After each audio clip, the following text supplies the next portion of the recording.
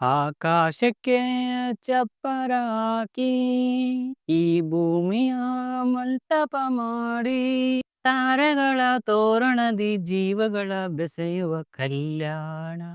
ಗಜಮುಖನೇ ಗಣಪತಿಯೇ ನಿನಗೆ ವಂದನೆ. ಹಾಡಿನ ಮೂಲಕ ಶಾಸ್ತ್ರೋಕ್ತವಾಗಿ ಶುಭ ಮುಹೂರ್ತದ ಶುಭ ಲಗ್ನದಲ್ಲಿ ಗಂಡು ಹೆಣ್ಣಾಗಿದ್ದವರು ಗಂಡ ಹೆಂಡತಿಯರಾಗುತ್ತಾರೆ. ಗಂಡ ಹೆಂಡತಿಯರಾಗುವ ಪವಿತ್ರ ಬಂಧುವೆ ಮದುವೆ. ಹೆತ್ತವರ ಆರೈಕೆ, ಸ್ನೇಹಿತರ ಶುಭಾಶಯ, ಬಂಧು ಬಳಗದವರ ಆಶೀರ್ವಾದದಲ್ಲಿ ಒಂದಾಗೋ ಬಂಧವೇ ಈ ಮದುವೆ. ಗಂಡು ಮದುವೆಯಾಗೋದು ತನ್ನ ಕಾಮತೃಷ್ಯಗಲ್ಲ. ಹೆಣ್ಣನ್ನು ಮದುವೆ ಮಾಡೋದು ಅವಳನ್ನು ಸಾಕಾಗದೆ ಕೊಟ್ಟು ಕೈ ತೊಳ್ಕೊಳ್ಳೋದಕ್ಕಲ್ಲ. ಮದುವೆ ಆಗೋದು ಬರೀ ದೇಹದ ದಾಹಕ್ಕಲ್ಲ. ಮದುವೆ ಅನ್ನೋದು ಒಂದು ಋಣಾನುಬಂಧ, ಜವಾಬ್ದಾರಿ. ತಿನ್ನೋ ಪ್ರತಿಯೊಂದು ಅನ್ನದ ಗಳಿನ ಮೇಲೆ ಇನ್ನೂರ ಹೆಸರು ಬರೆಯೋ ಭಗವಂತ ಒಂದು ಗಂಡಿಗೆ ಒಂದು ಹೆಣ್ಣು ಜೀವನ ಜೋಡಿ ಮಾಡಿ ಕಾಚಿರ್ತಾನಂತೆ. ಆದರೆ ಋಣಾನುಬಂಧ ಕೂಡಿ ಬರಬೇಕು. ಪ್ರತಿಯೊಬ್ಬ ಮನುಷ್ಯನು ಹುಟ್ಟಿದ ಮೇಲೆ 3 ಋಣಗಳನ್ನು ತೀರಿಸಬೇಕಂತೆ. ಋಷಿ ಋಣ, ದೇವಋಣ ಮತ್ತು ಪಿತೃಋಣ. ಋಷಿ ಋಣ ಅಂದರೆ ನಮಗೆ ವಿದ್ಯೆ ಕಲಿಸಿದ ಪ್ರತಿಯೊಬ್ಬ ಗುರುವಿಗೂ ಋಣಿಯಾಗಿದ್ದು ನಾವು ಕಲಿತ ವಿದ್ಯೆನ ಮುಂದಿನ ಜನಾಂಗಕ್ಕೆ ದಾರಿ ಎರೆಯಬೇಕು. ದೇವಋಣ ಅಂದರೆ ಪಂಚಭೂತಗಳಿಗೆ ಆಭಾರಿಯಾಗಿದ್ದು ಅವುಗಳ ಋಣ ತೀರಿಸೋಕೆ ಪೂಜೆ ಪುನಸ್ಕಾರ ಮಾಡಲೇಬೇಕು. ಪಿತೃಋಣ ನಮ್ಮನ್ನು ಭೂಮಿಗೆ ತಂದ ತಂದೆ ತಾಯಿಗಳಿಗೆ ಋಣಿಯಾಗಿದ್ದು ಅವರ ವಂಶನ ವೃದ್ಧಿ ಮಾಡಿ ಅವರ ಆತ್ಮಕ್ಕೆ ಮುಕ್ತಿ ಕೊಡುವುದು ಪ್ರತಿಯೊಬ್ಬರ ಕರ್ತವ್ಯವಾಗಿರುತ್ತದೆ. ಮದುವೆ ಆಗೋದು ಬರೀ ಮಕ್ಕಳನ್ನು ಮಾಡೋಕೆ ಅಲ್ಲ, ಅದರ ಹಿಂದೆ ಅದರದ್ದೇ ಆದ ಜವಾಬ್ದಾರಿ, ಮಹತ್ವ ಇದೆ. ಅರಿಶಿಣ ಅಂದಾನ ಹೆಚ್ಚುತ್ತೆ ಅನ್ನೋದು ನಂಬಿಕೆನೇ. ಆದರೂ ಹಳದಿ ಅನ್ನೋದು ಶುಭ ಸೂಚಕ.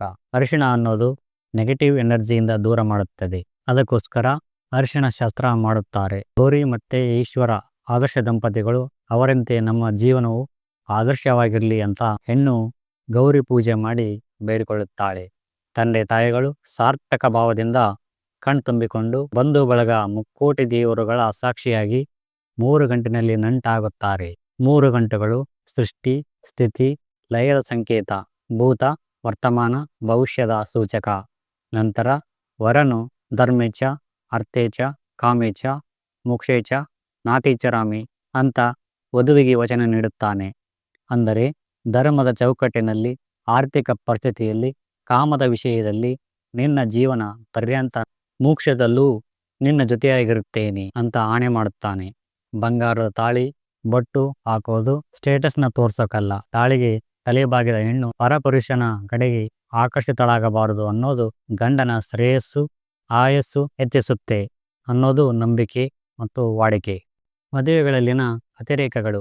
ಮದುವೆಗೆಂದು ಆಹ್ವಾನಿಸಲು ನೀಡುವ ಪತ್ರಿಕೆಗೆಂದೇ ಸಾವಿರಾರು ರೂಪಾಯಿಗಳು ಖರ್ಚು ಮಾಡಿ ಕೊಡುವ ಕಾರ್ಡ್ಗಳನ್ನು ಬಹುತೇಕರು ತೆರೆದು ಕೂಡ ನೋಡುವುದಿಲ್ಲ.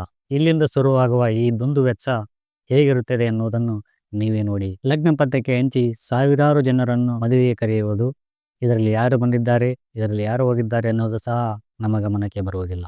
ನಿಶ್ಚಿತಾರ್ಥದ ಹೆಸರಿನಲ್ಲಿ ವಿವಾಹವಾಗುವ ಮೊದಲೇ ಭವಿಷ್ಯದ ವಧುವರರನ್ನು ಅಕ್ಕಪಕ್ಕ ಕೂರಿಸಿ ಇನ್ನಿಲ್ಲದ ಆರ್ಭಟ ಮಾಡುವುದು. ಮದುವೆಯ ಮೊದಲು ನಡೆಸುವ ಪ್ರೀ ವೆಡ್ಡಿಂಗ್ ಫೋಟೋಶೂಟ್ ಒಂದು ಚಲನಚಿತ್ರ ಮಟ್ಟದಲ್ಲಿದ್ದು ವಧು ಮತ್ತು ವರರು ವಿಚಿತ್ರ ಮತ್ತು ಫೋಟೋಗಳಿಗೆ ಪೋಸ್ ನೀಡುತ್ತಾರೆ. ಅಲ್ಲದೆ ಆ ಫೋಟೋಗಳನ್ನು ಮದುವೆ ಸಮಾರಂಭದಲ್ಲಿ ದೊಡ್ಡ ಪರದೆಯ ಮೇಲೆ ಪ್ರದರ್ಶಿಸಲಾಗುತ್ತದೆ. ಮದುವೆಗೆ ಲಕ್ಷ ಲಕ್ಷ ರೂಪಾಯಿ ಖರ್ಚು ಮಾಡಿ ಹೂವಿನ ಅಲಂಕಾರ, ಬಗೆ ಬಗೆಯ ಸೆಟ್ಟಿಂಗ್. ಮದುವೆ ಸೀಸನ್ ಇದ್ದರಂತೂ ಇನ್ನು ಅವಸರದಲ್ಲಿ ಜಾಗ ಖಾಲಿ ಮಾಡಬೇಕಾಗುತ್ತದೆ. ಸಹಜ ಸೌಂದರ್ಯವನ್ನು ಬಚ್ಚಿಟ್ಟು ಕೃತಕ ಸೌಂದರ್ಯಕ್ಕಾಗಿಯೇ, ಬ್ಯೂಟಿಷಿಯನ್ ಮೇಕಪ್ಗಾಗಿಯೇ ಲಕ್ಷ ಲಕ್ಷ ಹಣವನ್ನು ಖರ್ಚು ಮಾಡುವುದು. ಮದುವೆಗೆಂದೇ ಅನೇಕ ರೀತಿಯ ಬಟ್ಟೆಗಳನ್ನು ಲಕ್ಷಗಟ್ಟಲೆ ಖರ್ಚು ತಂದು ಜೀವನದಲ್ಲಿ ಮತ್ತೆಂದೂ ಅವುಗಳನ್ನು ಬಳಸದೆ ಅವು ಬೀರುವಿಗೆ ಭಾರವಾಗುತ್ತವೆ. ಇನ್ನು ಊಟದ ವಿಷಯಕ್ಕೆ ಬಂದರೆ ಬೆಳಗಿನ ಉಪಹಾರಕ್ಕೆ 2-3 ಬಗೆಯ ಸ್ವೀಟ್ಸ್, 5-6 ಬಗೆಯ ತಿಂಡಿಗಳು. 3-4 ಗಂಟೆಗಳ ಅಂತರದಲ್ಲಿ ಮಧ್ಯಾಹ್ನದ ಊಟಕ್ಕೆ ಮತ್ತೆ 5-6 ಬಗೆಯ ಸ್ವೀಟ್ಸ್, 4-5 ಬಗೆಯ ಪಲ್ಯ, ಕೋಸಂಬರಿ, ಹಲವಾರು ಬಗೆಯ ರೈಸ್, ಹಣ್ಣುಗಳು. ಹೀಗೆ ಸಾಗುತ್ತಾ ಹೋಗುತ್ತದೆ ಪಟ್ಟಿ. ಇನ್ನು ಎಂದು ಊಟ ಕಂಡಿಲ್ಲವೆಂಬುವಂತೆ ಒಬ್ಬರ ಮೇಲೊಬ್ಬರು ಬಿದ್ದು ತಿನ್ನಲು ಒದ್ದಾಡುವ ಆ ಬುಫೆಟ್ಗಳು. ಹಬ್ಬ ಇನ್ನೇನು ಊಟ ಮುಗಿಯಿತೆಂದು ನಿರಾಳವಾಗುವಂತಿಲ್ಲ.